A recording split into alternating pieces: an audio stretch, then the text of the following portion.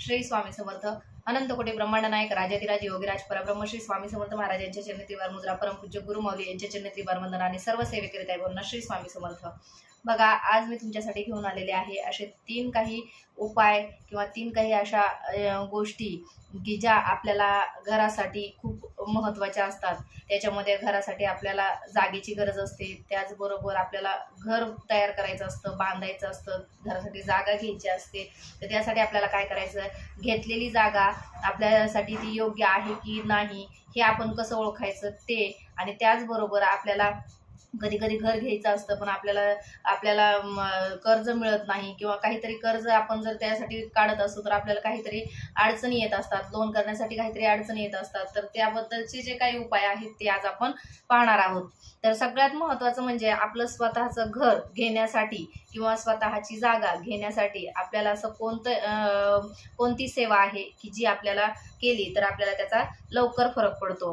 तर आपल्याला ही सेवा करायची आहे, गणपतीची सेवा आहे. ही गणपतीची सेवा आपल्याला करायची आहे. आपल्याला माहिती आहे की गणपती बाप्पा हे विघ्नहर्ता आहेत. कुठल्याही शुभ कार्यामध्ये आपल्याला जर काही काम आपल्याला जर कुठल्याही शुभ कार्य व्यवस्थित पार पाडायचं असेल तर गणपती बाप्पाचा आशीर्वाद असणं खूप गरजेचं असतो.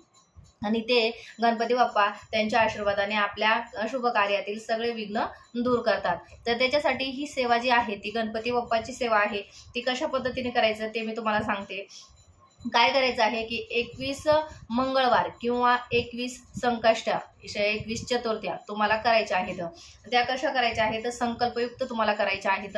21 मंगळवार तुम्ही करू शकता किंवा 21 चतुर्थ्याही तुम्ही करू शकता. ते तुम्ही ठरवायचे तुम्हाला चतुर्थ्या करायच्या की मंगळवार करायचे. कारण मंगळवार हे एका महिन्यात 4 मंगळवार पडतात आणि संकष्टी हे एका महिन्यात एकच पडते. तर आपण ठरवायचं की आपल्याला कोणती सेवा घ्यायची आहे, मंगळवार घ्यायचे आहेत की संकष्टी घ्यायची आहे. त्याचबरोबर तुम्ही ठरवल्यानंतर जे काही तुम्ही 21 मंगळवार ठरवले आहेत तर ते कसं, दर मंगळवारी तुम्हाला उपवास करायचा आहे.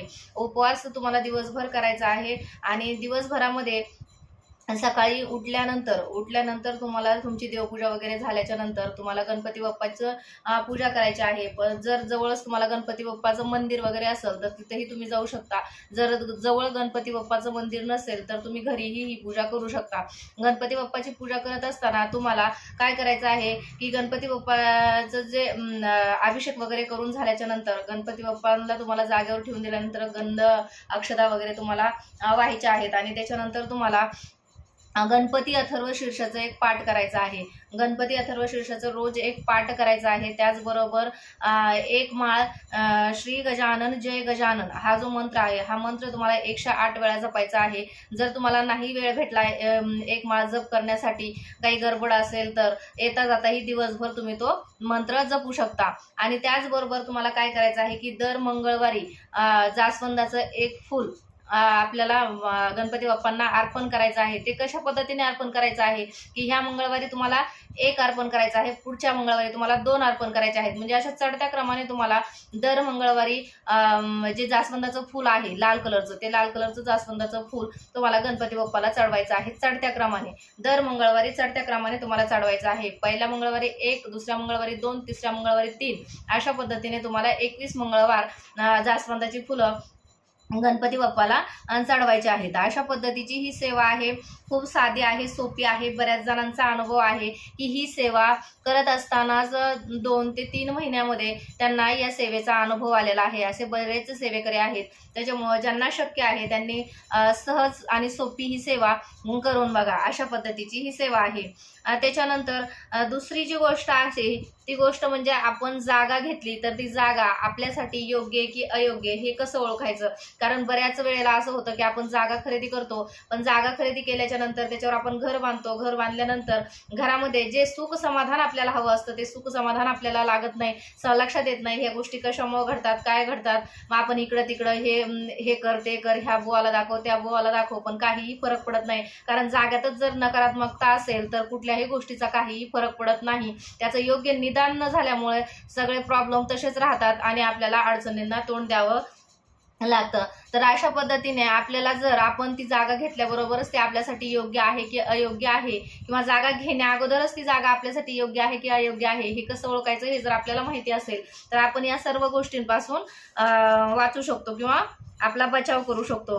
तर ती गोष्ट ते आपण कसं ओळखायचं, तर आपल्याला जी जागा घ्यायची आहे किंवा आपण समजा घेतलेली आहे, आपल्याला आता घर बांधायचे, तर ते जागेचं परीक्षण करताना काय करायचं, आपण जी घेतलेली जागा आहे त्या जागेमध्ये जायचं. त्या जागेमध्ये गेल्यानंतर मध्यभागी एक खड्डा तुम्हाला खांदायचा आहे, 2 फुटाचा 2 व्यासाचा. अशा पद्धतीने तो खड्डा खांदायचा आहे आणि खड्डा खांदल्यानंतर संध्याकाळी सूर्यास्ताच्या वेळी, आणि ही गोष्ट तुम्हाला अमावस्येच्या दिवशी करायची आहे. अमावस्येचा दिवस हा खूप चांगला दिवस मानला गेलेला आहे या गोष्टीसाठी. तर त्याच्यामुळं तुम्ही ही अमावस्येला जर सेवा केली तर खूपच छान पद्धतीची सेवा आहे.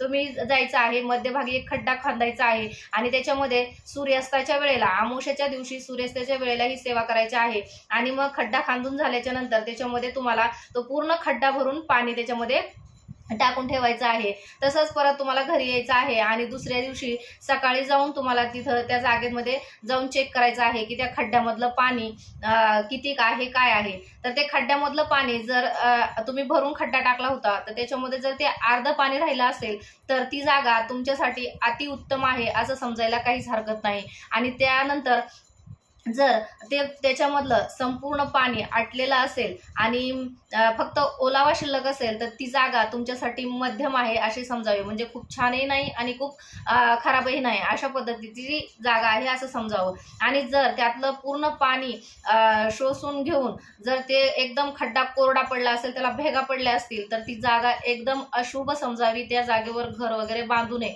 कारण तिथं खूप प्रकारची नकारात्मकता आहे असं ती गोष्ट असं ते सूचित करत आहे. तर त्याच्यामुळं अशा पद्धतीचं हे अति सोप्या पद्धतीचं परीक्षण आहे.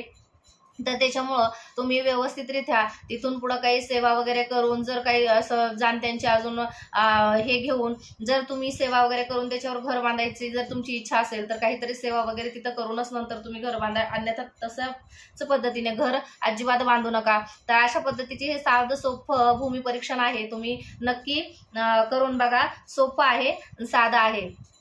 या सांगितलेले दोन्हीही तोडगे खूप सोपे आहेत. दोन्हीही तोडगे करून बघा.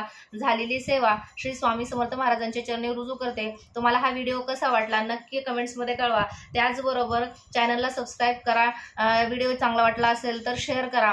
आणि श्री स्वामी समर्थ.